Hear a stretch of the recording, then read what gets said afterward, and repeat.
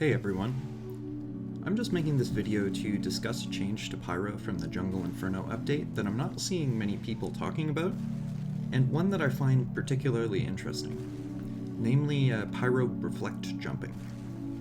In the next couple of minutes, I'm going to quickly describe how it used to function, how it was changed, and the implications of these changes. I'll show you a couple of scenarios where these changes could be applied, and the limitations of this technique. The TLDR is that Pyro has become way more mobile than before, but this mobility comes with a pretty steep cost. So warning, I'm not a Pyro main, and I'm not the most knowledgeable about the exact workings of the damage models or mechanics in TF2, so I may inadvertently provide incorrect or incomplete information. If so, I apologize, and I ask that you just point out my mistake in the comments. So firstly, how did reflect jumping work before? So prior to the Jungle Inferno update, it was possible to reflect jump. There are a bunch of videos out on YouTube that show it in action. However, to my knowledge, the rocket had to be landing right at your feet to begin with. So this heavily limited the number of situations where reflect jumping was possible, since you had to rely on the opposing soldier to shoot accurately at your feet. So if the soldier decided to shoot his rocket 2 feet in the air, or he missed you 2 feet to the side, you wouldn't be able to reflect jump off of that rocket. So this dependence on another player doing the intended action made reflect jumping very niche, because you would typically only do it against weaker players in the first place, but those same players would be more likely to aim poorly and miss their rockets. In some cases, you'd have to move in order to ensure that the rocket would land at your feet. While this was easy to do in theory, it was difficult to do in practice, since you didn't know which way the opponent was going to miss you. So what's changed? With the Jungle Inferno update, there are 2 changes that together have altered reflect jumping tremendously. The reflect mechanic has been altered so that you don't need to be looking at where the rocket is coming from, and the rocket will go wherever your cursor is pointing. If you refer to some of the footage on the screen here, you can see that you can almost be facing 90 degrees away from the rocket and still reflect it. I'm not exactly sure how this functioned prior to the update, but I think it relates to how the cone of the reflection is calculated. This change means that you can change the path of projectiles in weird and somewhat unintuitive ways.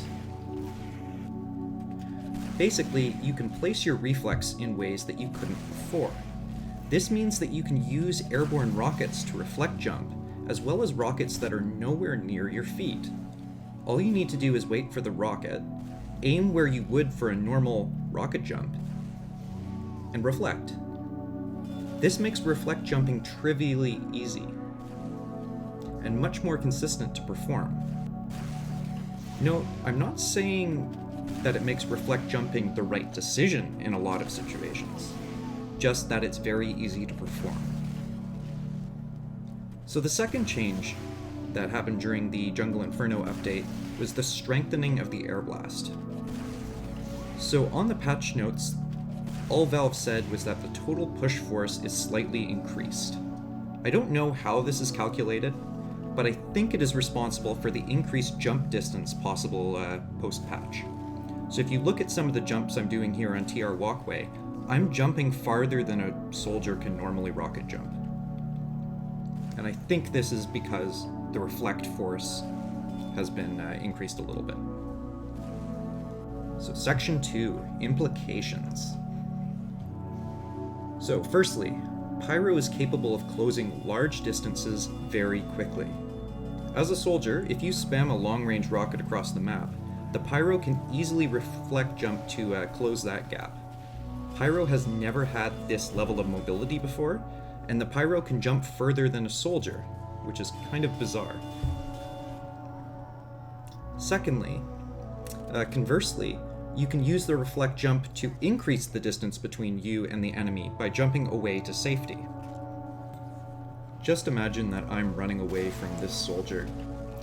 I can reflect jump to basically move much further away from him than would otherwise be possible. Before I go into any of the situations where this could be a viable tactic, I think it's important to consider the health costs that are associated with jumping. So like normal rocket jumping, the cost of reflect jumping will depend upon where you put your rocket. The closer the rocket is to you, the more damage you sustain. Reflected rockets also deal mini-crit damage, so you are taking as much as 60 damage for the furthest jumps, versus 40 damage for a stock soldier and roughly like 18 damage or so for a gunboat soldier. So this is a sizable penalty and heavily limits the viability of jumping in combat. So I posted this on one of the TF2 subreddits, and TMP pointed out this downside, and he's absolutely correct. Secondly, because of the height of the reflect jump, you can also sustain a sizable amount of fall damage.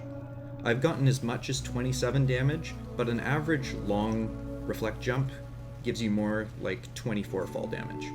So if you aren't taking steps to mitigate this damage, you can take as much as 85 damage for a single jump, which is quite severe. Ideally, as a Pyro, jumping uphill onto a prop or avoiding fall damage in some other fashion is the way to go. Players may also want to experiment with low height jumps where their trajectory is almost purely forward. This would limit both the fall damage and the initial damage taken, since the rocket wouldn't be placed as close to the body as during a high height jump. Section 3, Scenarios. So offensively, I can see reflect jumping being useful to close the gap against a lone, low health enemy that's trying to escape. In this scenario, they may not expect you and will die quickly once you close that gap. So the scenario I imagine here is, let's say you're a Pyro, you're facing off against a soldier who you know is low health, and they spam a rocket before retreating behind a corner. You can reflect jump off that rocket, surprise them by closing that gap in a way that you never could before, and you can finish them off with enough health that you don't have to worry about dying. Now, this wouldn't have been a good idea if you were already damaged, or your opponent had enough health to really fight you.